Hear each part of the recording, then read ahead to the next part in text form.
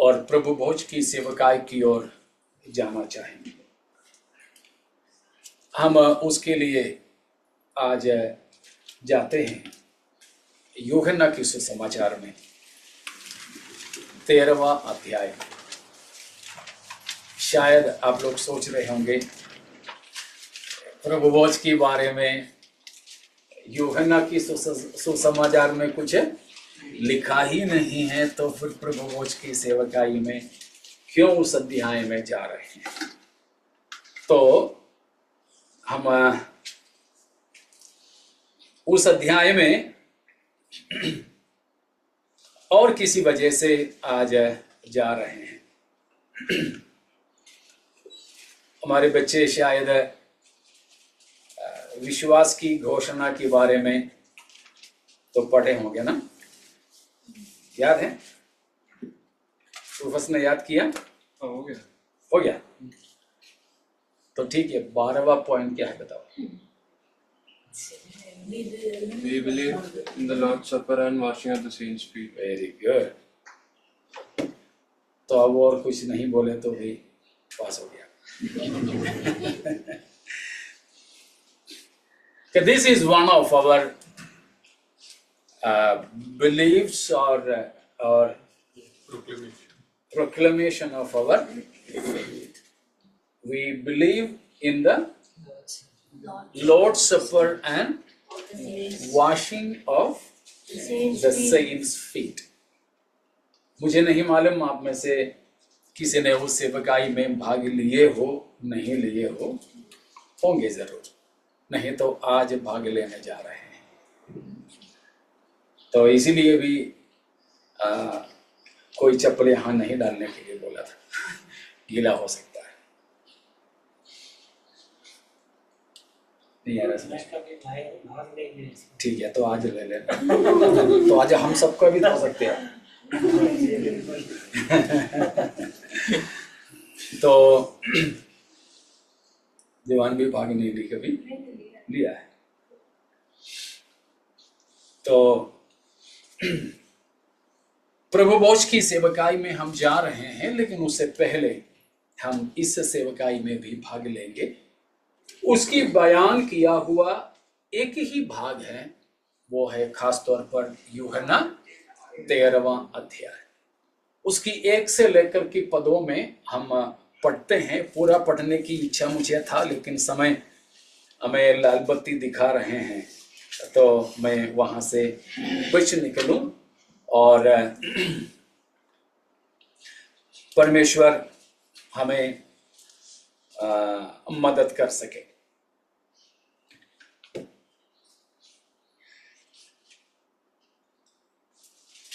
कई बातें प्रभु की वचन में सैद्धांतिक डॉक्ट्रिनल तौर पर है, कुछ डॉक्ट्रिन नहीं है, यानी फंडामेंटल डॉक्ट्रिन्स नहीं है। फंडामेंटल डॉक्ट्रिन्स का मतलब बुनियादी सिद्धांत। क्या है बुनियादी सिद्धांत या मूल सिद्धांत? अडिस्थान उपदेशंगल, fundamental doctrines. In simple sense, fundamental doctrines are the doctrines essential for our salvation, breaking of which will affect our eternity.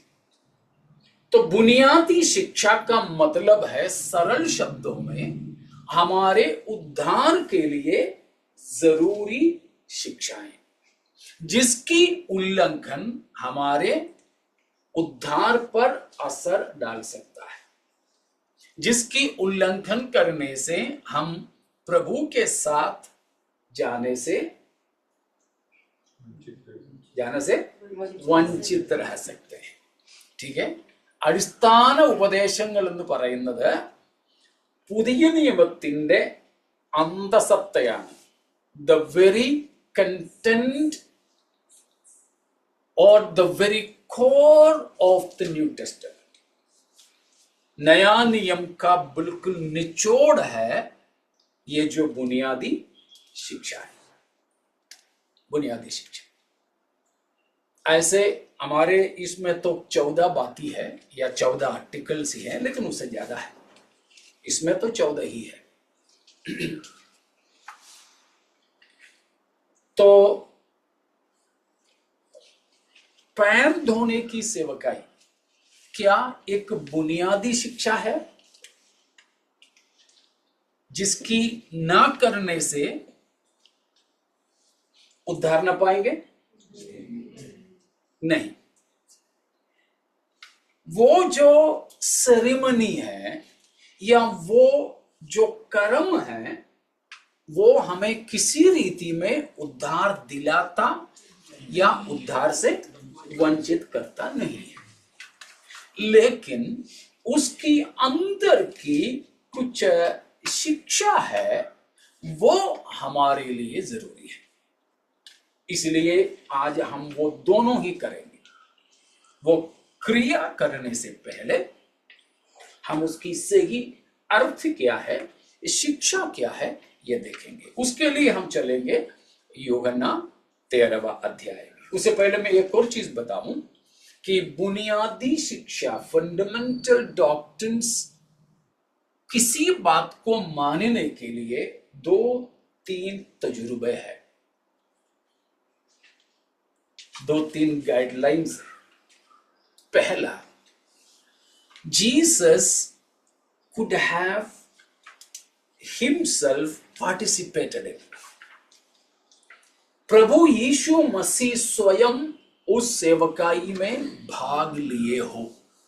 किसी भी उपदेश को या किसी भी कर्म को हम बुनियादी शिक्षा में लाना है तो खास तौर पर 3 बातों पर ध्यान देना है।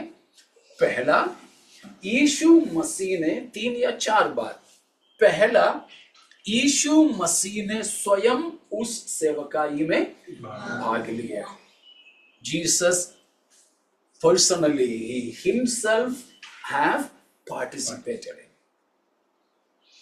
Second, Jesus himself must have executed or instituted it. प्रभु यीशु मसीह स्वयं उस सेवकाई किए हो।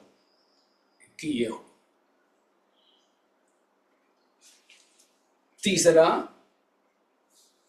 Jesus must have commanded his disciples to do that. मसीह ने आदेश दिया हो, आज्ञा दिया हो अपने चेलों को कि ये तुम करो। And fourthly, it should be an apostolic doctrine or apostolic teaching. प्रेरितों ने भी उसकी शिक्षा दिया हो।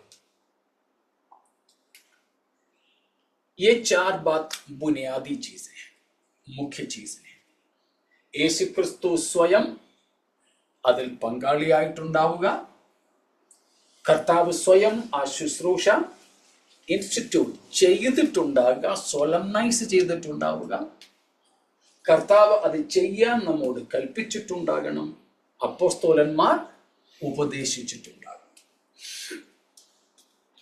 ये जो पांव धोने की सेवकाई है उसमें प्रभु यीशु मसीह जरूर पहले वाला तीनों है। मसीह ने भाग लिया, धोया और तुम भी आपस में करो करके आज्ञा दिया। लेकिन प्रेरितों ने उसके बारे में हमें कोई शिक्षा नहीं दिया है। इसीलिए उद्धार के संबंध में पांव धोने की वो कर्म उतना महत्वपूर्ण नहीं है, इसलिए हम उसको सुविधानुसार करते या नहीं करते। समझ में आ रहा है ना? लेकिन इसकी मतलब क्या है, इस सेवकाई की अंतर्लीन मतलब क्या है, वो हमें समझना जरूरी है। ओम बातों के बिना भी हम चाहें तो किसी का भी पाव धो सकेंगे, लेकिन उससे मतलब नहीं। क्या है इसका मतलब? 13वें अध्याय में हम जाएंगे। खास तौर पर 4 बात मैं उसमें से आपको बताना चाहूंगा। पहले मैं उन 4 बातों को बता देता हूं, उसके बाद वचन आपको बता। ये जो पांव धोने की सेवकाई में अंतर्लीन खास 4 संदेश। पहला, the humility of Jesus Christ, प्रभु यीशु मसीह का नम्रता और दीनता। दूसरी बात, the need of cleansing of every person to occupy eternity with Christ.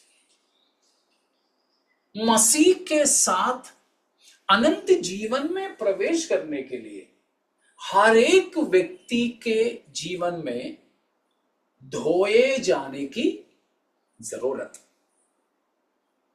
The necessity of personal cleansing to have fellowship with Christ or have part in Christ's eternity.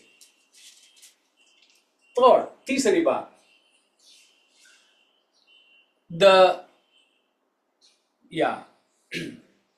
तीसरी बात यह है, the assurance of the validity of cleansing through Christ.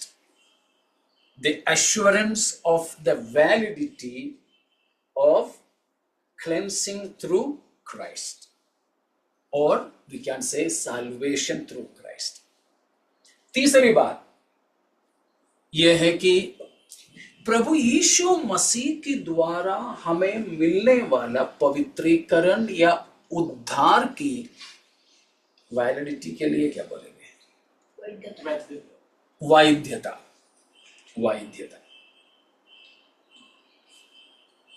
कितने बात हो गए? 3। एक और चीज मैं जोड़ूंगा, ठीक है, 5 हो जाएगा। चौथी बात, the need of perpetual cleansing. The need of perpetual cleansing. लगातार हम पवित्र होते जाने की जरूरत।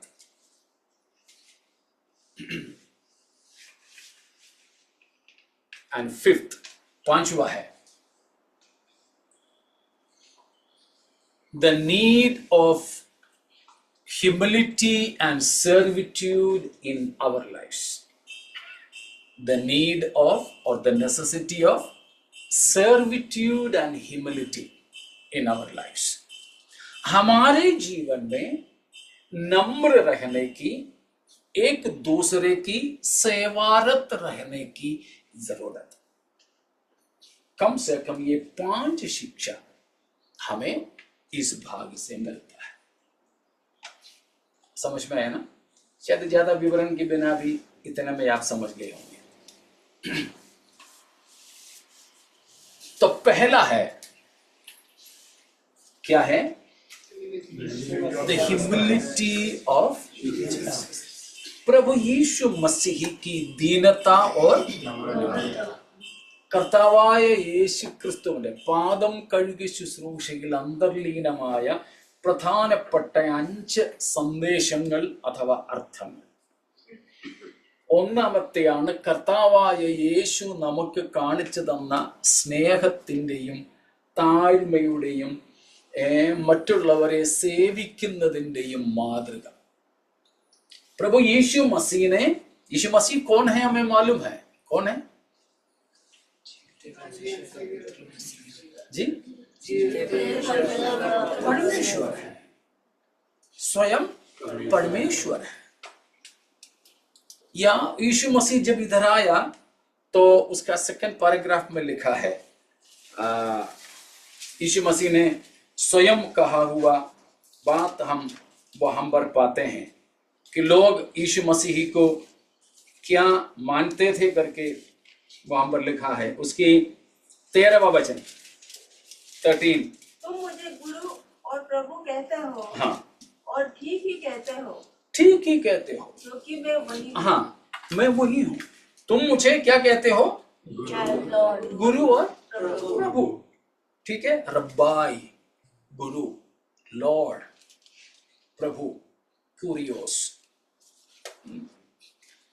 उसमें से हैं कुरियाकोस आया है। ठीक है,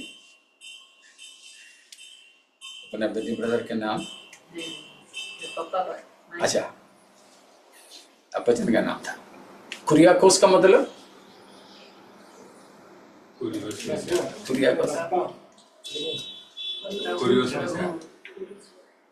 curios, lord, Kuriakose, that which belong to the Lord.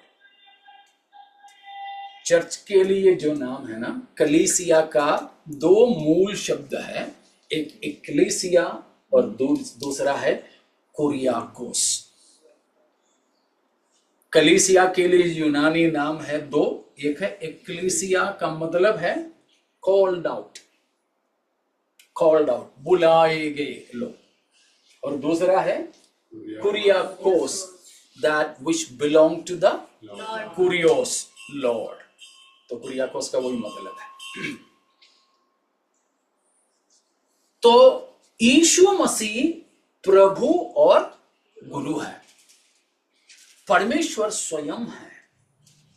फिर भी वो मसीह ने क्या किया? साधारण मनुष्यों की, अपने चेलों के पापों को धोया। क्या दर्शा रहा था? His servitude, मसीह की सेवक होने के बारे में, सेवक होने के बारे में। हम तो शायद हमसे बड़ों का तो सेवा करेंगे, लेकिन छोटों का अक्सर नहीं करते हैं। लेकिन यीशु मसीह ने क्या किया? अपने से छोटों का सेवा की। ये सेवकाई जब प्रभु या पैर धोने की सेवकाई होते हैं तो हमने अक्सर चर्चस में देखा कि बोलेंगे मेरा बराबर स्टैंडर्ड का लोगों को बोलता अपन दोनों करेंगे, अपन दोनों करेंगे। नहीं, मैं इस सेवकाई में अक्सर ये सेवा करता हूं कि यहां आपस में ये लोग धोए थे क्या? नहीं, फिर यीशु ने धोया। इसीलिए अब पिछले समयों में पहले मैं आपस में कराता था, उसके बाद मैंने ये किया कि मैं सब भाइयों का धोता था, सूसन सब बहनों की धोती थी। तो अगली बार करें तो दूसरा व्यक्ति धो लो।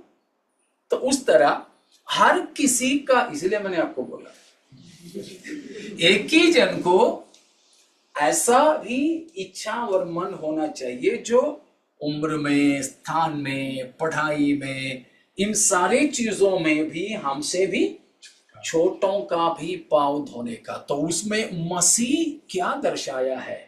यीशु मसीह सबका सेवक बनकर के दिखाया। क्या ऐसा नम्रता हमारे अंदर है? चर्च में ऐसा एक सेरेमनी में तो अपन कर लेंगे, कोई दिक्कत नहीं, और वीडियो भी लेने के लिए कोई है तो जरूर करेंगे, है ना? वो नहीं, लेकिन वो भावना हमारे अंदर है। फिलिपियों 2:6 में हम क्या पढ़ते हैं मसीह के बारे में? वो भी जिसने परमेश्वर के स्वरूप में होकर भी या परमेश्वर के तुल्य होने को अपने बस में रखने की वस्तु न समझा, फिर वरन अपने आप को ऐसा शून्य कर दिया, अपने आप को ऐसा शून्य कर दिया और दास का स्वरूप धारण देखा किया। किसका स्वरूप? दास का स्वरूप धारण कर लिया और मनुष्य की समानता में हो गया। दास का स्वरूप धारण कर लिया। मरकुस 10:45 में, मार्क 10:45 में मसीह ने कहा यीशु मसीह किस लिए नहीं आया है? सेवा कराने नहीं आया, परंतु सेवा करने और बहुत तेरे लोगों के लिए छुड़ौती के लिए छुड़ौती के लिए अपना प्राण देने के लिए आया। Not to be served, but to serve. Mark 10:45. But to serve and give his life a ransom for many. ठीक है, तो प्रभु यीशु मसीह हमें अपना प्रेम, अपनी नम्रता, अपनी दीनता, अपना दासत्व को प्रकट करने के लिए इस सेवकाई किया। इसलिए मैं 5वां भी इसके साथ में जोड़ लूं समय बचाने के लिए। अब 14वीं वचन को पढ़िए। कौन सा? हाँ, यदि मैंने प्रभु और गुरु होकर तुम्हारे पांव धोया तो तुम्हें भी एक दूसरे के पांव धोना चाहिए। तो यीशु मसीह अगर हमारे पांव धो सका, किसका पांव भी धोया? यहूदा इस्करियोती का भी। ठीक है ना? यीशु मसीह उसको अलग नहीं किया। मतलब हमारे दुश्मनों का भी सेवा करने के लिए हमें इच्छा होना चाहिए। ऐसी समर्पण हमें होना चाहिए, ऐसा समर्पण। जो हमें नहीं मानते हैं, जो हमारे नुकसान चाहते हैं, जो हमारी निंदा करते हैं, यहां तक कि जो हमें जान से मारने के लिए भी तैयार है, वही तो पकड़वाया ना, शत्रुओं को पकड़वाया, वो भी बेच डाला है। वो भी ज्यादा कुछ पैसे में होते तो भी ठीक था, केवल 30 चांदी के सिक्के।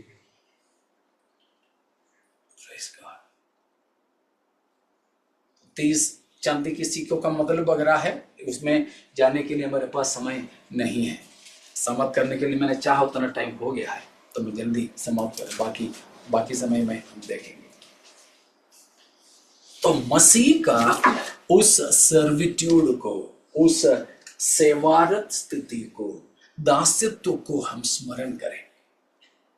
केवल मसीह ने हमारे लिए दास बनकर के पांव धोया ही नहीं, परंतु क्रूस पर अपना जीवन भी दे दिया है। उसको याद करते हुए धन्यवादित होकर हम प्रभु की उपस्थिति में आ जाएं। Praise God. तो पहला और 5वां मैंने बताया। तो आज हम जब करेंगे वो सेवकाई, तो हमारे अंदर और भी हमें नम्र और दीन होना है। लेकिन हमारे जीवन बढ़ते जाते हैं, मतलब उम्र बढ़ते जाते हैं, हमारे समय बीतते जाते हैं, पढ़ाई नौकरी सब बढ़ते जाते हैं, तो हमारे अंदर दीनता नम्रता के बदले में घमंड ज्यादा हो जाता है। नहीं होना चाहिए प्यारो। अब पाँव धो ना धो बात अलग है, लेकिन हमारे अंदर घमंड बिल्कुल भी नहीं होना। घमंड किसका पाप है? लूसीफर का, शैतान का पाप है। परमेश्वर घमंडियों से घृणा करता है, विरोध करता है। याकूब 4:7-8 में लिखा हुआ है, अगर हम घमंडी हैं, आप कुछ मत करो, परमेश्वर आपके शत्रु है। ദൈവം നിഗളികളോട് എതിർത്തു നിൽക്കുന്നു। निकाला तो देखो,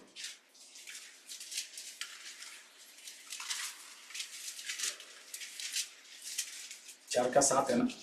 इसलिए परमेश्वर के अधीन हो जाओ और शैतान का सामना करो, तो वो तुम्हारे पास से भाग निकलेगा। 4 से पढ़ो, 4 से। हे व्यभिचारियों, क्या तुम नहीं जानती कि संसार से मित्रता करनी परमेश्वर से बैर करना है? अतः जो संसार का मित्र होना चाहता है, वो अपने आप को परमेश्वर का बैरी बनाता है। परमेश्वर का बैरी बनाने की 2 बात वहां पर याकूब हमें बताता है।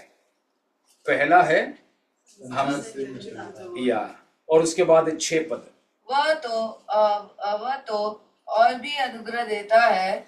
इस कारण यह लिखा है, परमेश्वर अभिमानियों का विरोध करता है, अभिमानियों का विरोध करता है, हाँ, पर दीनों पर अनुग्रह करता है। परमेश्वर की शत्रु बनने का दो शॉर्टकट्स, दो जल्दी होने का रास्ता। पहला क्या करें? संसार से मित्रता रखो, और दूसरा क्या करो? अभिमानी बने, अभिमानी घमंडी बन जाओ। मैं इसलिए बोलते हैं ना, आई एम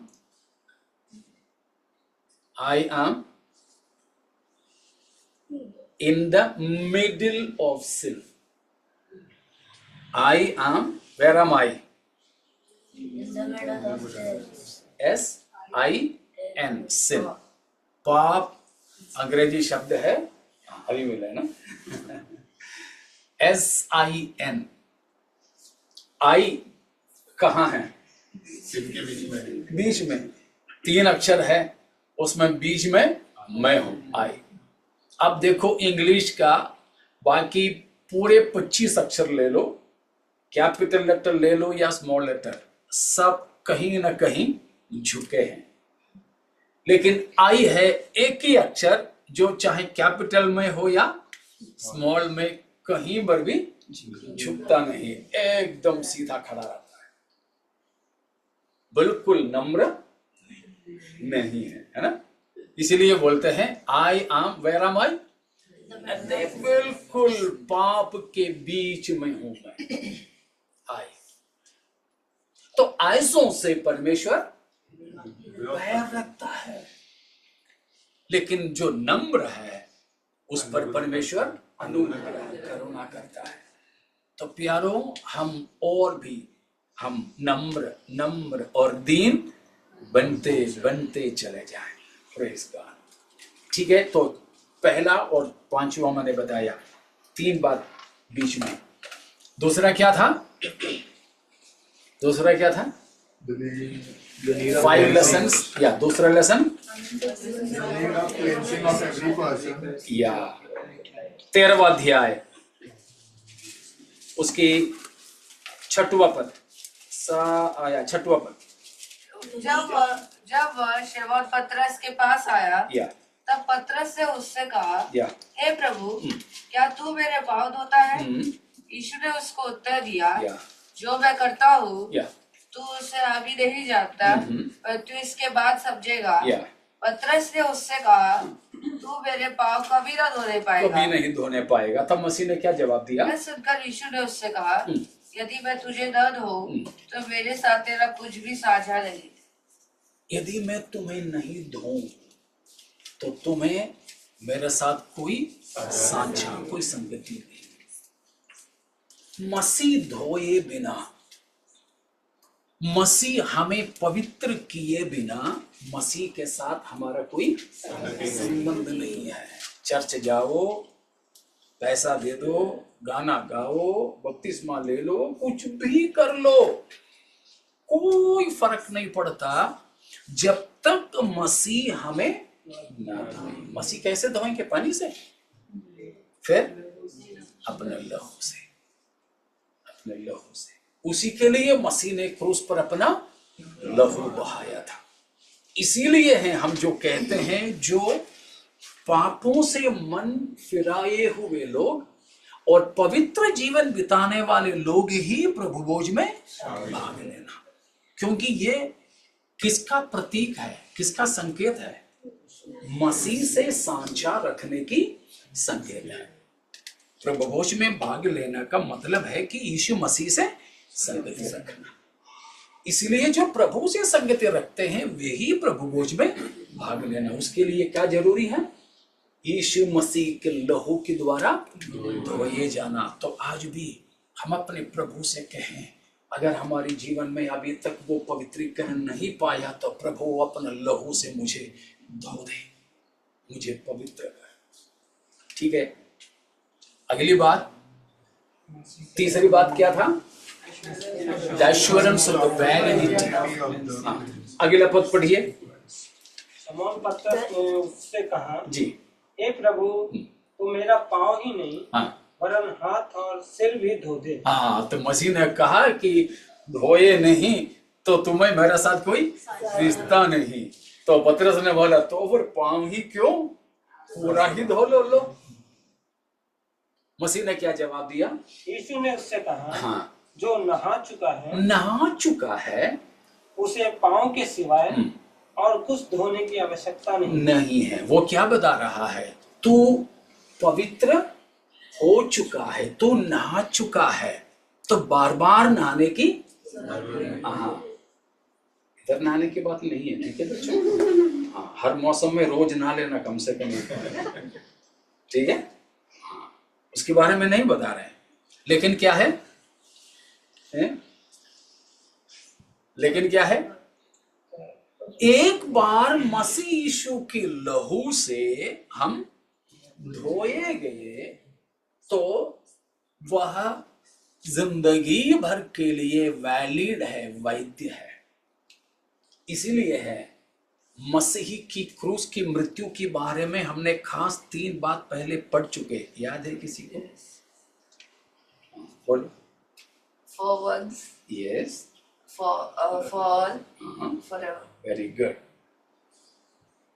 यीशु की क्रूस की वैधता के बारे में हमने पहले पढ़ चुके कि Jesus died only for once and for all and he earn the redemption और साल्वेशन वैलिड फॉर एवर।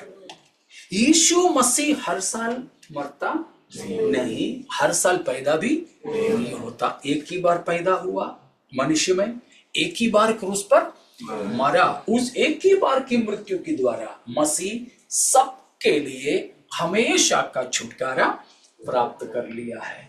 तो उस मसीह पर यदि हम विश्वास करें, हर साल हमें कहीं पहाड़ चढ़ने की, तराई उतरने की, पानी में डुबकी लगाने की जरूरत नहीं है, ठीक है ना? कहीं पर भी किसी भी धर्म की, ठीक है ना, ईसाई धर्म का भी कई लोग ऐसे करते, हर साल कोई पहाड़ में क्रूस रखा है, क्रूस पे चढ़ना, हर साल कहीं तीर्थ यात्रा करना, ईसाई भी करते। तो ये धर्म की बात नहीं है, लेकिन यीशु मसीह एक बार हमें धोया, हमने विश्वास किया, तो उस उद्धार का वैधता कब तक के लिए, कितने साल के लिए? फॉरएवर है। उसका मतलब ये नहीं कि हाँ उद्धार पाया, नाम लिखवाया, फिर कहीं पर भी घूमने चले जाओ, ये नहीं है। वो है अगली बात जो बताया है, चौथी बात बोला है, नीड ऑफ परपेचुअल क्लेंसिंग। हाँ, नहाया धोया है करके पतरस बैठा था, तो यीशु मसीह ने बोला नहाया है तो तुम्हें केवल किसकी ही जरूरत है? पांव धोने की जरूरत। वो पांव धोने का मतलब है तुम उद्धार पाए हो तो भी निरंतर क्या पाते रहना है? पवित्रता को, क्लेंसिंग को पाते रहना। एक बार धोया है करके मत बैठे रहे। एक बार नहाया तो फिर हम हाथ भी नहीं धोएंगे, मुंह भी नहीं धोएंगे, धोएंगे नहाने के बाद भी, है ना? उसी तरह उद्धार पाए हो आप तो भी निरंतर, रोज नहीं, हमेशा मसीह के लहू से धोए जाने की, पवित्र बने रहने की जरूरत है। तो ये 5 विशेष संदेशों को हम भूले नहीं, और भी कभी हम विशालता में उन बातों को पढ़ेंगे, लेकिन आज के लिए मैं इतना ही बोलना चाहूंगा।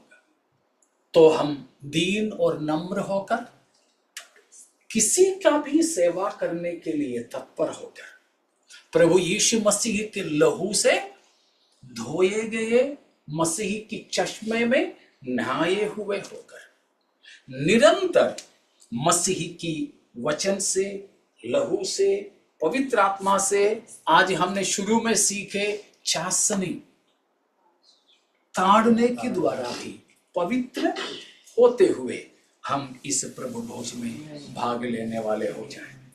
तो आइए उस सेवकाई के लिए, इन दोनों सेवकाइयों के लिए हम तैयार हो जाएं। परमेश्वर इन वचनों के द्वारा हम सबों को आशीषित करें।